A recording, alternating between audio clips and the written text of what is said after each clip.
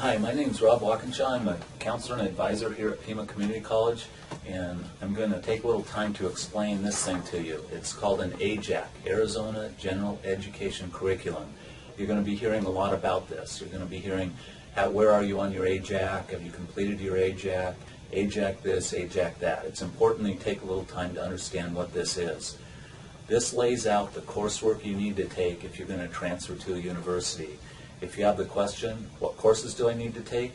Your answer lies within this document.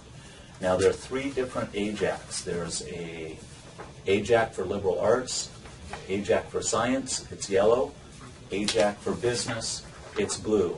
They're all basically structured the same way. So for right now, I'm going to go ahead and use this one.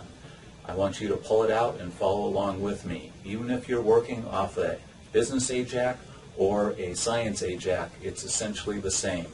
Let's walk through it.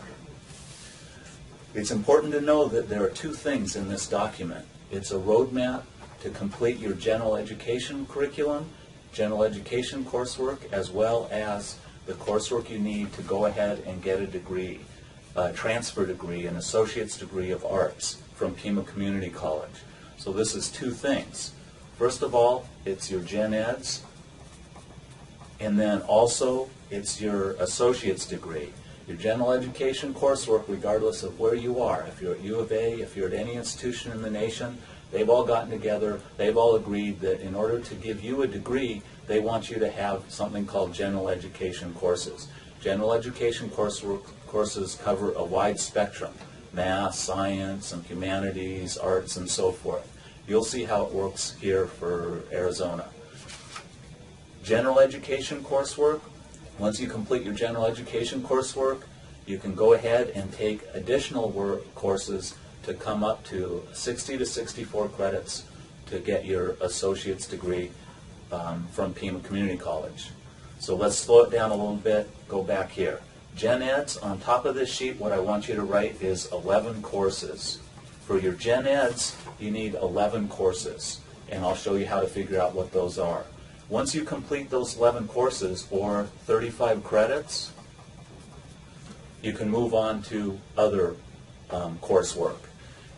You can transfer a total of 60 to 64 credits, right up there. Do you see in the box? 60 to 64 credits you can transfer to a university. 11 courses, 35 credits of those have to be Gen Eds, should be Gen Eds. The remainder, or 25 to 29 credits, are called electives. Electives are anything you want. However, you should go ahead and try to be careful about the electives you pick. The electives you pick should go towards the major you're working on at a university. So let's look at this again. 11 courses, 35 credits Gen Eds, 25 to 29 credits electives, and then you get your associate's degree. Once you have your associate's degree, you transfer and you go 60 plus more credits at a university, and then you get your bachelor's degree. We're going to go ahead and focus on how to figure out what 11 courses are for your Gen Eds that you need. Separate question is, once you get your Gen Eds done, what electives do you need that go towards your major? That's not something we're going to address right now, but it's something you need to keep in mind and be careful about. If you're going to transfer in biology and you take a whole bunch of history electives, once you get to, say, U of A, they're going to sit down with you and go, okay, you ready to major in biology? What were you thinking? You took all those histories. You should have been taking some biologies while you were working on your electives. We'll work that out. That's something to keep in mind once you start selecting your electives. But for now, let's get you going on your Gen Eds.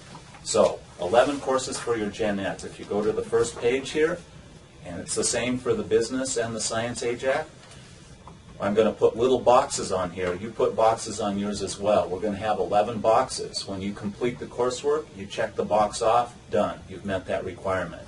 If you take a look at the first box here, English composition, you need 6 credits, or basically 2 courses. So go ahead and put 2 boxes right there. If you have Writing 101, for example, completed it, put a checkbox on it. If you haven't, you're going to want to take Writing 101 and Writing 102 to be able to meet that requirement, your English composition requirement, as part of your Gen Eds. Down here, math, you're going to need to get up to math level 142, 151.